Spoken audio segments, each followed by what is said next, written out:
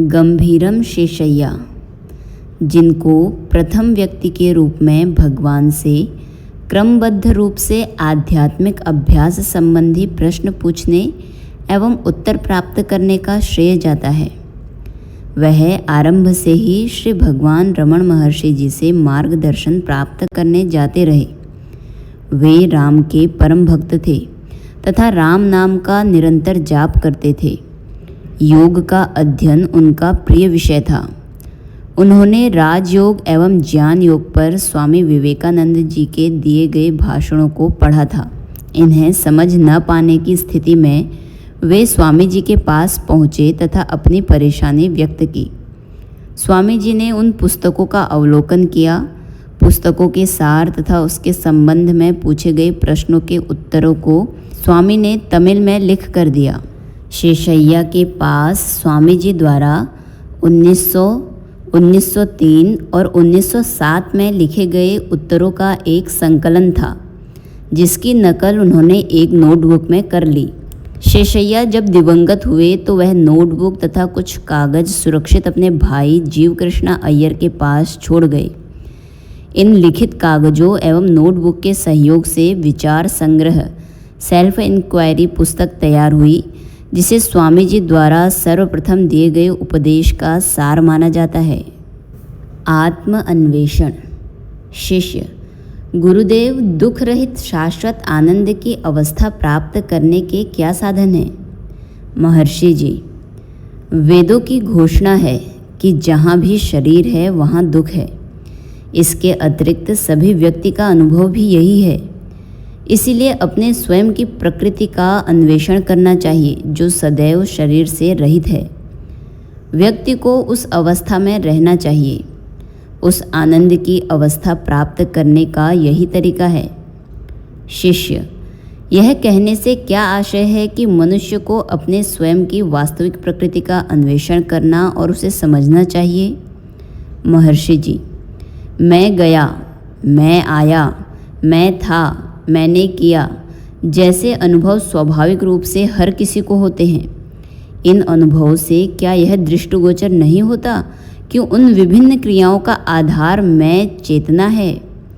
उस चेतना की वास्तविक प्रकृति की खोज करना तथा स्वयं की आत्मवत स्थिति में रहना ही अन्वेषण, स्वयं की वास्तविक प्रकृति जानना है। शिष्य: कोई मैं कौन हूँ की खोज कैसे करे? महर्षि जी: जाने एवं आने की क्रियाएं शरीर की हैं। जब कोई कहता है मैं गया, मैं आया, उसके यह कहने का तात्पर्य है कि शरीर मैं है, किंतु क्या शरीर को चैतन्य मैं कहा जा सकता है? जन्म के पूर्व शरीर नहीं था। पंच तत्वों से बने शरीर का अस्तित्व गहरी नींद की अवस्था में भी नहीं रहता और मरने पर एक लाश बन जाता है। क्या इस शरीर को, जो एक लकड़ी के लट्ठे जैसा अचेतन है, को मैं के रूप में प्रकाशित होना कहा जा सकता है?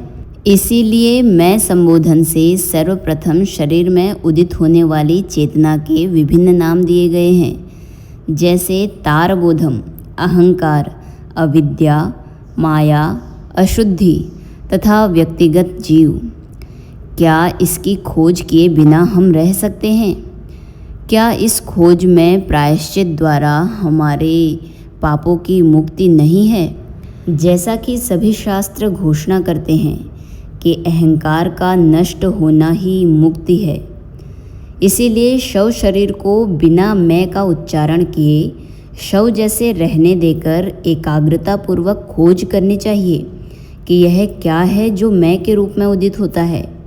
तब वहाँ हृदय में एक प्रकाश, शब्द रहित मैं प्रकाशित होगा, अर्थात शुद्ध चेतना प्रकाशित होगी, जो असीमित है और एक है। इससे सीमित तथा अनेक विचार विलुप्त हो जाते हैं। यदि कोई बिना उस अनुभव को छोड़े मौन रहता है तो अहंकार तथा मैं शरीर हूँ का व्यक्तिगत भाव पूर्णतः नष्ट हो जाता है और अंत में अंतिम विचार मैं रूप भी उसी प्रकार शांत हो जाता है जैसे अग्नि कपूर को जला देती है। महान ऋषि परंपरा और हमारे शास्त्र यही उद्घोष करते हैं कि केवल यही मुक्ति है। एक प्रश्न के उत्तर में कि क्या मन को आत्मानुभव हो सकता है, महर्षि ने स्पष्ट रूप से संकेत किया कि शुद्ध अवस्था में मन की सहज स्थिति चैतन्य आकाश जैसी होती है। तब इसका नाम मन भी नहीं रहता। मन जब संकल्पनाओं एवं वासनाओं से मुक्त रहता है तो उसका शुद्ध रूप चेतन का होता है। तब उसका स्वतंत्र अस्तित्व नहीं होता, बल्कि आत्म चेतना में विलीन रहता है। विचार रहित अद्वैत की यह अवस्था ज्ञान की अवस्था है।